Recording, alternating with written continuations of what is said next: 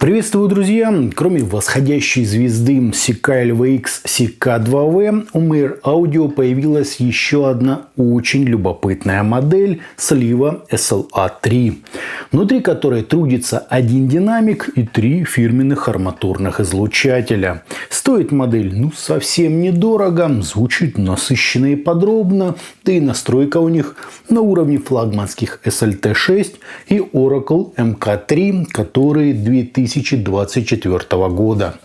О них сегодня подробно и говорим. Поехали! Приходят наушники в абстрактно оформленной коробке с изображением графика АЧХ на боковой части.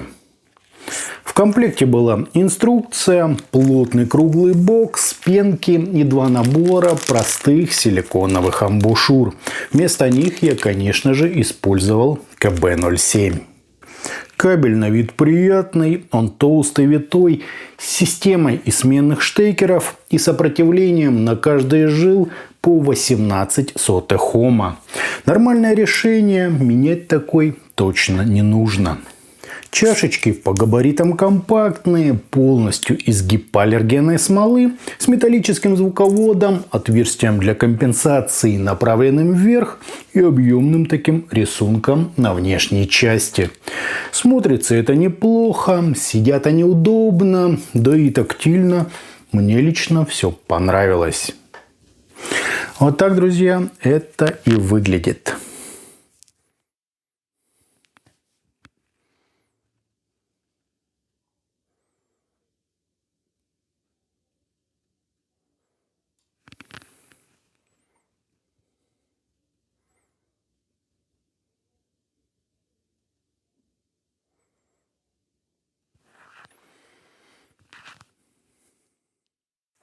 По измерениям у нас немного вальяжный по скорости затухания импульс, незначительные расхождения между каналами и искажения в пике, достигающие 1%, что четко укладывается в норму. Фаза нормальная, а водопады на 30 и 60 дБ вы можете, как обычно, рассмотреть на соответствующих графиках. По АЧХ же мы имеем подъем низких частот на 10 дБ, предельно ровную нижнюю середину, довольно логичный подъем на области разборчивости, пик имитации ушной раковины, еще один на псевдодетализации и слегка затухающие, но протяженные высокие частоты.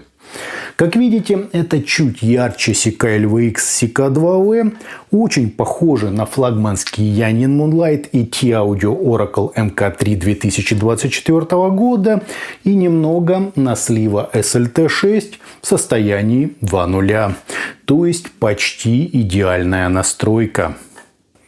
Первое, что подмечаешь в сравнении с чем-то действительно хорошо сбалансированным, это некоторое несоответствие здесь нижней и верхней частей диапазона. Бас тут густой, текстурный, глубокий и прямо-таки упругий на слух. Верха же по-аналоговому теплые, насыщенные, но несколько легковесные, местами аж до прозрачности. Да, это привносит с собой интересный такой флер и несколько необычное восприятие мелодики, однако не дотягивает до высокого уровня, например, CK-LVX CK2V или T-Audio Oracle MK3 2024 года. Слишком уж все кажется разряженным и неестественно воздушным. Да, это и есть та самая ступенька или ощущение грубой состыковки излучателей. В целом, конечно, ничего страшного, привыкнуть вполне можно, но именно из-за такого нюанса SLA3 ощущаются чуть проще новеньких CK2V. С точки же зрения разрешения, динамики, а также мелодической или эмоциональной составляющей, они почти идентичны. Звучание в SLA-3, на мой взгляд, чуть-чуть подкрашено. Оно слаще и притягательнее, чем у CK2V, при этом оставаясь столь же строгим и хорошо сбалансированным. Сцена корректно рисуется в ширину и глубину, лишь слегка приближая нас к исполнителю. В остальном же прекрасное позиционирование, естественная живая атмосфера, приятные слуху, достаточно объемные тембры и характер, свойственный моделям из самого верхнего ценового диапазона. Не меньше внимания достойно заключенное в них вовлечение в материал, общая открытость звучания и наличие того самого бархатистого налета. Если чуть-чуть попривыкнуть к недостаче весомости на верхней середине, оторваться от них будет совершенно невозможно. Причем неважно, слушаете вы рок, металл, что-то из электронного, какие-то живые исполнения, джаз, вокально ориентированную или даже симфоническую музыку. Все образы прекрасно представлены как в макро, так и на микроуровне, причем без перегиба в какую-либо из сторон. Прорисовка у тембров высокая, включая нюансы, оттенки и особенности звукоизвлечения. Невероятная четкость на всем пространстве частот и протяженные, но абсолютно комфортные верха, без рези, грязи и сибилитивных призвуков, где все резонансы и перкуссионные узоры как на ладони. Все верно, здесь тоже сплошной баланс и гармония. Со свойственной приличным наушникам теплотой, артикуляцией, наполнением и погружением в музыку. При этом какого-то особого усиления данной модели не требуется, а значит ее можно использовать с ноутбуком, игровой приставкой, телефоном, либо же вашим планшетом. У звучания есть глубина, масштаб, даже большая частота, чем у CK2V и превосходная динамика. Слива SLA-3 также можно рекомендовать как для обычного прослушивания любимой музыки, так и для звукорежиссеров и разнообразной сценической работы.